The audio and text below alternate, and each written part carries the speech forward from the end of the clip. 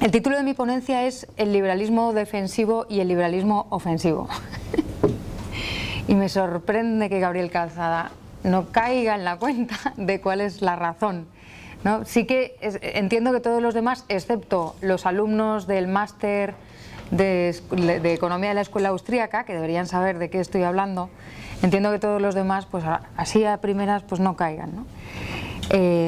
Proviene de la diferenciación que se hace en Historia del Pensamiento Económico del mercantilismo defensivo y el mercantilismo ofensivo. Bueno, pues los historiadores del pensamiento económico, que miramos todos pues en retrospectiva, pues nos encontramos con el mercantilismo, que no es una escuela. No es una escuela, es en realidad un conjunto de medidas de política económica que se proponen a lo largo de muchísimo tiempo, de más de un siglo, por parte de autores muy diferentes entre sí, muy heterogéneos, de todas las nacionalidades de la Europa occidental. Y entonces, en un momento dado, pues nos vemos obligados a hacer una tipología, ¿no? Y decir, ¿y esto cómo lo clasificamos? ¿Cómo hacemos para organizar todo este conjunto, esta amalgama de propuestas tan distintas? Entonces hablamos del mercantilismo defensivo y el mercantilismo ofensivo. La idea básica del mercantilismo, y que además es errónea, es considerar que la riqueza consiste en los metales preciosos, ¿no? Los mercantilistas del siglo XVII y posteriores pensaban que la riqueza consistía en el dinero, era rico el que tenía dinero, y en aquella época, que era un sistema monetario de pleno contenido, pues era rica la nación que tenía oro. Entonces, claro, países como España, o entonces era Castilla, que teníamos minas, poseíamos ya un fondo, un suministro relativamente potente de oro y plata, ¿no? De metales preciosos. Y las propuestas de política económica mercantilistas en Castilla consistían en intentar evitar que saliera ese oro. ¿Cómo? Pues intentando evitar las importaciones, etcétera. Por su parte, el resto de los países que no tenían minas, ni tenían estas provisiones de oro y de plata tan fáciles como las nuestras, pues desplegaron una serie de medidas que consistían en políticas comerciales, laborales, etcétera, que pretendían arrebatar o capturar el oro de otras naciones, fueran a través de políticas comerciales o financiando a los piratas, ¿no? Como sucedió, por ejemplo, en el Reino Unido y en otros sitios. Y eso era todo. El mercantilismo defensivo intentaba que no saliera oro, y el ofensivo capturar el oro de otros países. Y entonces a mí me ha parecido que se puede hablar de un liberalismo ofensivo, muy en la línea de lo que estaba explicando Fernando al final de su charla, un liberalismo ofensivo que es aquel que pretende alcanzar nuevas cotas de libertad, y que es propio, como vamos a ver, de aquellos países que han vivido una tiranía comunista la mayor parte de las veces, que saben lo que es la falta de libertad, y entonces luchan para conseguir cada vez nuevas metas y nuevas cotas de libertad. Y por otro lado está el liberalismo defensivo, que es el nuestro, el de los países que supuestamente tenemos un Estado de Derecho, tenemos una serie de libertades, nos sentimos como muy orgullosos de ser una democracia liberal, etcétera, etcétera, y que en principio lo único que tenemos que hacer es evitar que nos quiten estas libertades. Y esta ponencia tiene sentido porque pues cuando hablé con Domingo Soriano, que es quien ha organizado la Universidad de Verano, y sobre qué tema es en qué tema podía centrar mi charla, él me propuso la pregunta siguiente: ¿qué va a ser del liberalismo después de la crisis? ¿No? Y la verdad es que para una simpatizante de las teorías austríacas, aunque no sea austríaca, simpatizo fuertemente, pues la respuesta está muy clara, es inmediata y está muy clara, y es: yo qué sé. No se sabe. Precisamente porque simpatizo con las teorías austríacas, sé que Hayek y muchos otros antes, ¿no? Pero Hayek es el que tiene más relumbrón, nos enseñó que la acción humana es imprevisible y por tanto la sociedad también. Entonces no podemos saber qué es lo que va a pasar, porque el orden es espontáneo, no planificado, y podemos hacer un análisis, y debemos hacer un análisis, pero no sabemos qué va a pasar con el liberalismo ni con nada, ¿no? Ni con nada. Pero también porque soy simpatizante de las teorías de la escuela austríaca, creo que los liberales debemos actuar como los empresarios y aquí me remito al concepto de empresarialidad de Kirchner, de Mises y de otros. Kirchner es el que más lo ha desarrollado. Es decir, debemos analizar el panorama que está delante de nosotros, buscando oportunidades para difundir nuestras ideas y sobre todo para ponerlas en práctica, porque no solamente de ideas vive el hombre, sino que lo básico es la acción humana y nosotros somos el resultado de una serie de decisiones, ¿no? de una sucesión de decisiones. Así que pues me planteé hablar del liberalismo después de la crisis, o por lo menos humildemente, muy humildemente, hacer un análisis de qué pasa con el liberalismo hoy en día y qué factores deberíamos mirar. Evidentemente no voy a hacer un análisis exhaustivo, pero sí voy a dejar 3 puntos para reflexionar entre todos, ¿no? Y es cierto que es muy difícil hablar de liberalismo en general. O sea, pasa como con el mercantilismo, pero por diferentes razones. En el mercantilismo era muy difícil hacer una tipología, porque aquello era un batiburrillo de propuestas que dependían de qué nación estuviéramos hablando, del momento de la historia en concreto, porque duró tanto, etcétera, de si tenías oro o no tenías oro, del tipo de monarca que te había tocado en tu país, etcétera. Y el caso es que en el liberalismo es muy difícil hablar de el liberalismo en general, aunque con cuánta frecuencia no hablamos de los liberales, el liberalismo, como si fuera algo muy homogéneo, sobre todo porque el liberalismo engloba como 3 troncos que son el liberalismo político, el liberalismo económico y el liberalismo filosófico, que es verdad que están relacionados entre sí, pero no avanzan al mismo ritmo, avanzan a diferentes ritmos. ¿Y de qué depende el ritmo al que avanza el liberalismo económico, el político y el filosófico? Pues de muchísimas cosas, de muchísimas cosas. Yo me centro en lo que, con toda libertad, he venido a llamar la historia de los pueblos, que no, en sentido muy amplio, y que con ello no me refiero solamente a la historia de los hechos, a la historia política, ni a la historia económica. También estoy hablando de la historia de las costumbres, la evolución de las costumbres en cada uno de los sitios, cómo ha arraigado una religión u otra, las diferentes etnias, etcétera, etcétera, ¿no? O sea, de todo ello depende que se haya desarrollado un partido político liberal o no, que la filosofía política liberal haya agarrado y haya cuajado o no, que el ritmo o la velocidad a la que han avanzado estos 3 troncos, estos 3 pilares del liberalismo, depende de todas estas cosas. Es verdad que cuando hablamos de liberalismo, muchísima gente cree que es un fenómeno anglosajón, y de hecho en Europa tenemos cierto complejo.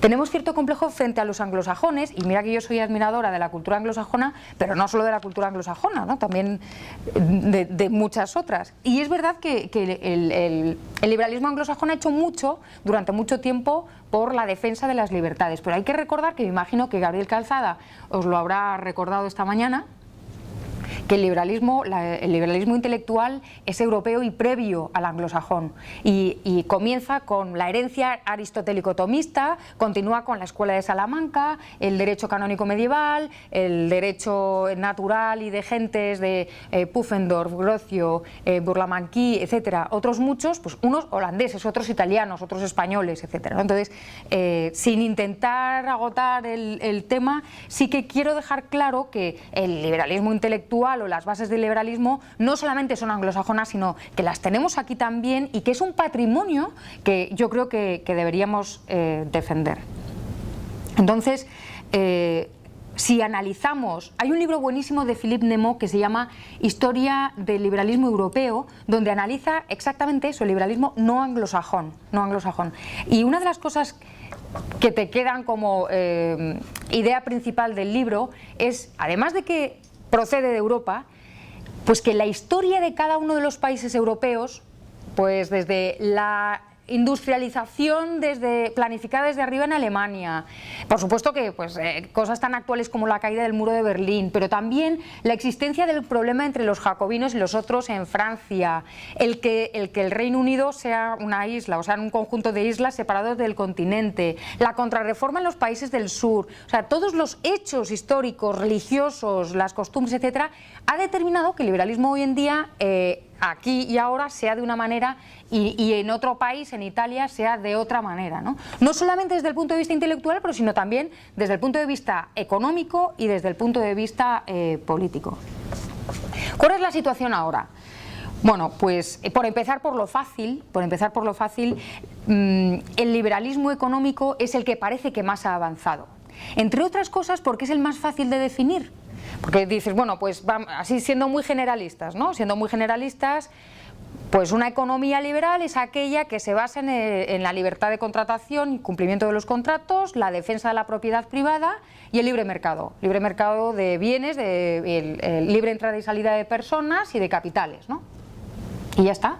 Entonces tenemos una medida bastante objetiva con respecto a la cual medir si nuestras medidas, nuestras políticas económicas están más cerca o más lejos de ese ideal liberal, ¿no?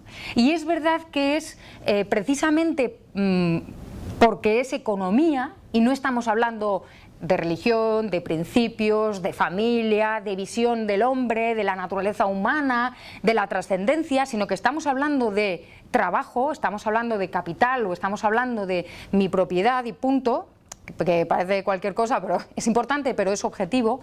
Es por lo que incluso la izquierda del siglo XIX se apuntó a ese carro del liberalismo económico, ¿no? Y ha habido autores liberales que han trabajado junto con autores claramente izquierdosos. Pues estoy hablando, por ejemplo, de Bastiat y Chevalier.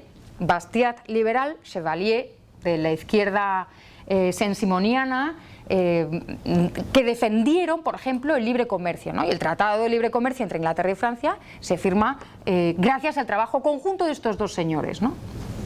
Hoy en día tenemos el ejemplo, por ejemplo, pues China. China, país comunista, donde los haya, no hay libertad individual, no podemos decir, como tuve que escuchar yo al decano de la Facultad de Ciencias Políticas de la Pompeu Fabra, que dijo que China es un capitalismo salvaje. No es un capitalismo salvaje, pero es verdad que está empezando a abrirse y que está empezando a consentir que haya determinadas libertades económicas, porque son las más fácilmente defendibles sin que todo lo demás cambie, ¿no? Sin tener que cambiar la visión del mundo. Otra cosa es cuando empezamos a hablar, por ejemplo, del liberalismo filosófico, de la filosofía y la ética liberales, que creo que es mañana cuando Paco Capella nos va a hablar de este tema y os vais a dar cuenta de lo complicado que es todo. ¿Por qué? Bueno, pues porque ¿cuál es la ética de la libertad o cuál es la filosofía liberal en general? Muy sencillo, pues la defensa de la libertad individual siempre que no agredas a la libertad individual del otro. Que dicho así parece muy sencillo, pero dices, bueno, pues a la libertad económica le añades la libertad de expresión, la libertad de conciencia, la libertad de reunión, todas estas cosas. Ya, pero ¿Fernando puede decir que vivan los nazis? ¿Puede hacer apología del terrorismo? ¿Puede estar de acuerdo con ETA? ¿O defender la independencia de Cataluña? Eso sí,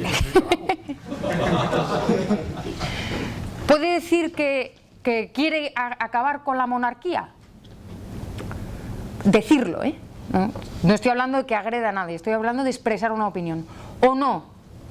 Porque claro, a lo mejor ya si dibujas una viñeta cachondeándote de un dios o de un profeta, pues a lo mejor te cortan la cabeza o te condenan a muerte. O no, depende. Pero entonces ya estamos hablando y ya estamos tocando la parte más sensible del ser humano, que son las creencias, las costumbres, la visión que se tiene de la naturaleza humana. Y es necesario analizarlo porque, sobre todo en este último siglo XX, ha habido grandes aportaciones y un cambio en las ciencias sociales y en las ciencias naturales, y parece que se está como reconsiderando cuál es la visión que tiene el hombre del siglo XXI de la naturaleza humana, y deberíamos saber de qué hablamos, ¿no? En general, yo creo que en este sentido los liberales somos los herejes de esta religión política que se difunde vía opinión pública, bien guiados por unos estados a los que les conviene tener en su mano el cuchillo de la censura o el arma de la censura y de la coacción de las libertades de los individuos. Finalmente tenemos el liberalismo político, ¿no? Y entonces, para analizar cómo está hoy el liberalismo político, tendríamos que ver Por ejemplo, ¿qué pasa con la existencia de movimientos cívicos liberales? Y estoy hablando pues desde los sindicatos hasta el Instituto Juan de Mariana o los otros think tanks liberales, la existencia o no de partidos políticos liberales o libertarios, o incluso la ocupación, en el mejor sentido de la palabra, por gestores políticos liberales reales, no liberales nominales solamente, de los partidos políticos que ya existen, ¿no? O sea, hay muchos liberales o pocos liberales en nuestros partidos políticos, de izquierdas y de derechas, ¿no? Porque igual que hay socialistas de derechas y de izquierdas, también hay liberales de izquierdas y de derechas. Estas cosas nunca se saben. Y aquí es donde creo que la aplicación de políticas liberales ha avanzado bastante, tal vez no en nuestro país, pero si nos ceñimos sobre todo a las políticas económicas, a la aplicación y a la defensa por parte de la sociedad civil de políticas liberales, como decía antes, no hay nada más que mirar a China, pero no solamente a China. Mirar lo que está pasando en la Europa del Este y en los llamados países emergentes, ¿no? De repente nos encontramos, el otro día estaba mirando el índice de think tanks liberales de otro think tank, de una fundación que se llama la Atlas Foundation, y si miráis solamente en Europa, veis que se está produciendo un fenómeno muy curioso, porque, por ejemplo, España tiene como 5, me parece, ¿no? Tiene 5 think tanks liberales, entre los cuales está el Instituto Juan de Mariana. El país que más tiene, evidentemente, es el Reino Unido, y luego tienes, pues, Dinamarca tiene solamente 1, como Grecia, y como Bielorrusia, Albania, Ucrania o Montenegro. Bulgaria tiene 4, Bulgaria tiene 4, como Rumanía y Eslovaquia.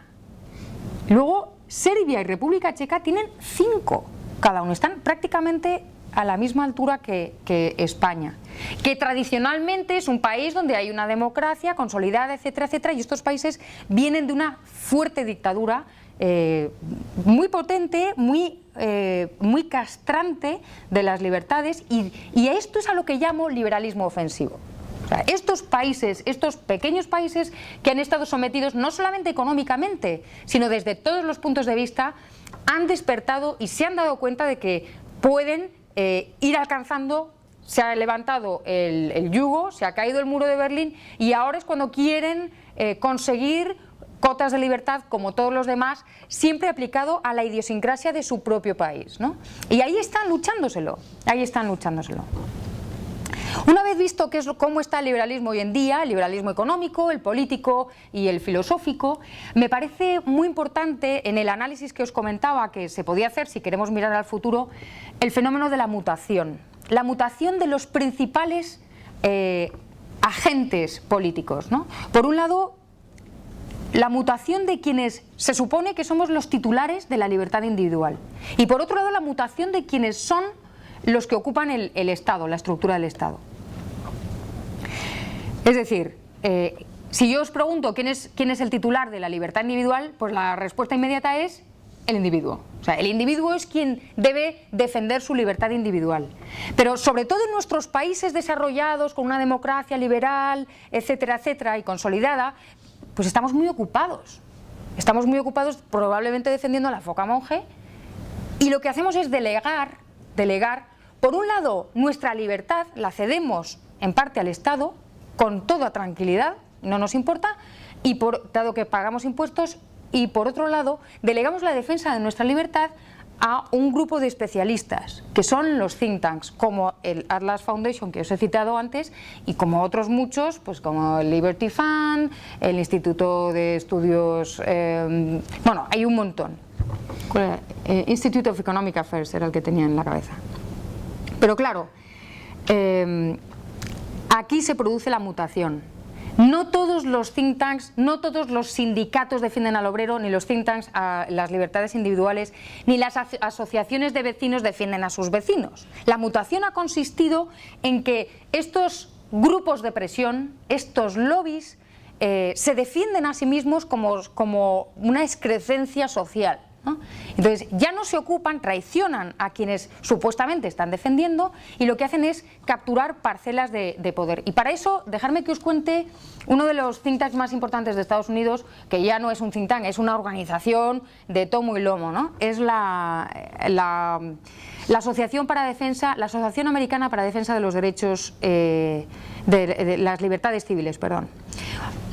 Las cuestiones principales que defienden son la pena de muerte, la reforma de la ley de las drogas, libertad de expresión, los derechos de los prisioneros, los derechos de los inmigrantes, los derechos de las mujeres, los derechos del colectivo de lesbianas, gays, bisexuales y transexuales, la justicia racial, la libertad religiosa, la no discriminación a los enfermos de SIDA, la libertad reproductiva, los derechos humanos, el derecho al voto, tecnología y libertad y la seguridad nacional.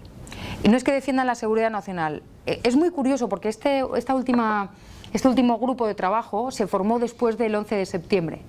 Justo después del 11 de septiembre se forma con la idea de participar en juicios relacionados con detención, tortura, discriminación, supervisión, censura y secretismo en la lucha contra el terrorismo internacional. Hombre, a lo mejor yo suscribo la defensa de determinadas libertades individuales, como la libertad de expresión, por ejemplo, la libertad religiosa, de todas estas cuestiones que plantea la Asociación Americana por las Libertades Civiles.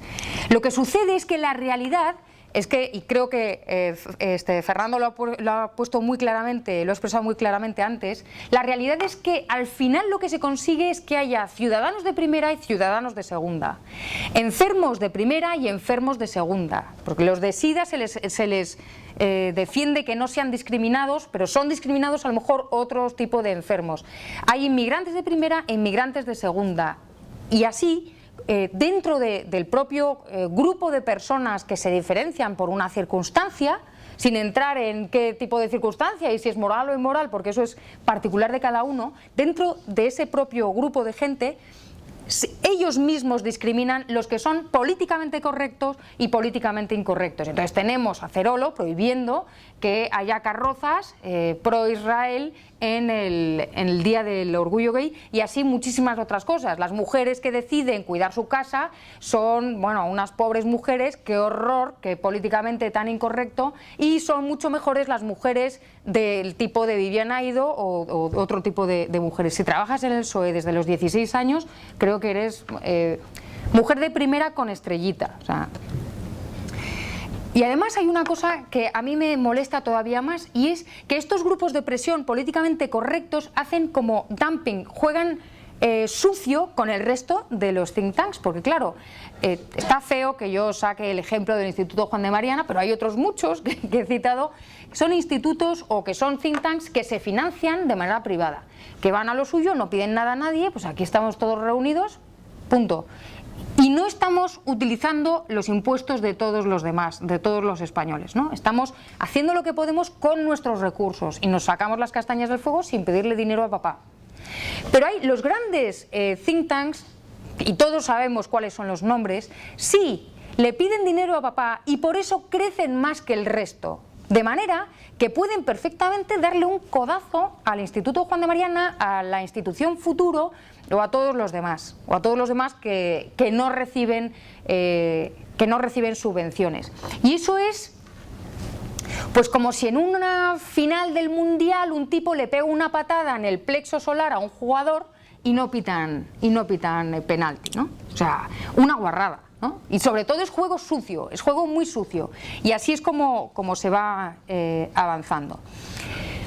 Además, se permiten el lujo de, si no opinas como ellos, lo que decía Fernando del homosexual, que tiene que tener los cuadrados para decir soy homosexual y además soy falangista, por ejemplo, o sea, ya no digo del PP, digo lo que te dé la gana, o sea, puedes decir lo que quieras, enseguida te etiquetan con algo que el resto de la población lo asocio con algo negativo, como por ejemplo, nos contaba Carlos Rodríguez Brown, ultra, ¿no? O sea, el prefijo ultra es malo, lo que sea. O sea, si dijeran ultra inteligente, pero la gente pensaría que es una inteligencia perversa y malvada o algo así. Te llaman ultra y es como si te están llamando cualquier cosa, ¿no? Están diciendo algo horrible de tu madre, por ejemplo, por no seguir con facha. Si aquí tú dices Estás en contra de algo y enseguida te llaman facha como homófobo, intolerante, etcétera, etcétera, etcétera. Esta es la primera mutación, ¿no? Ha cambiado el titular de la libertad individual y nosotros nos hemos dejado. Pero por otro lado, cuando hablamos del Estado, no estamos hablando del mismo Estado del que hablaba Hayek, ni Smith, ni Bastiat, ¿no? Ninguno de ellos. Y esto sí que es un fenómeno típico de los países que hemos desarrollado este liberalismo defensivo de, bueno, ya tenemos aquí la libertad, que es como si tuviéramos una bolsa de avellanas, ahora solo tengo que hacer así, ponerme así, que nadie me quite las libertades, ¿no? Lo que ha sucedido es que, bueno, pues los liberales clásicos veían al Estado como el garante de la libertad individual. Ya tenemos libertad individual y tenemos a papá Estado que va a vigilar que no venga el lobo malo a quitarnos la libertad. Y el Estado, para muchos liberales clásicos, el Estado debía ser mínimo y debía limitarse a garantizar la libertad individual. En principio, a lo largo de la historia, el Estado, que como estructura de instituciones, ha sido ocupado por un soberano, ¿no? Un soberano que podía ser atacado, al que podías atacar, que a lo mejor había otra institución, y a lo mejor os sorprenderá, pero por ejemplo la Iglesia a lo largo de la historia ha ejercido de contrapoder del poder del soberano, ¿no? Ha sido el contrapoder del soberano. Entonces, más o menos, aquello era injusto, o podía, si te tocaba un soberano perverso, pues la llevabas clara, pero algo se podía hacer. Cuando llega la democracia liberal y la separación de poderes, entonces es cuando nos creemos que hemos conseguido que desde dentro del Estado haya un sistema como de poleas que se autocompensan, un mecanismo perfecto que asegura que el Estado no va a crecer por encima de lo que puede y que el Estado no va a abusar de sus ciudadanos. Y no es exactamente eso lo que sucede. ¿Por qué? Por la misma razón que creo que la economía no es un mecanismo, por la misma razón que creo que no puede existir un modelo económico que funcione de manera mecánica, y en eso también estoy de acuerdo con los austríacos, creo que la sociedad tampoco. No puede haber un sistema político que tenga este supuesto mecanismo, este sistema de poleas que asegure que no va a haber un abuso y que asegure que el Estado no va a crecer por delante, ¿no? Lo que sucede es que los liberales del siglo XXI nos hemos creído que una vez alcanzada la libertad, pues ya no hacía falta hacer nada más, y nos hemos equivocado, ¿no?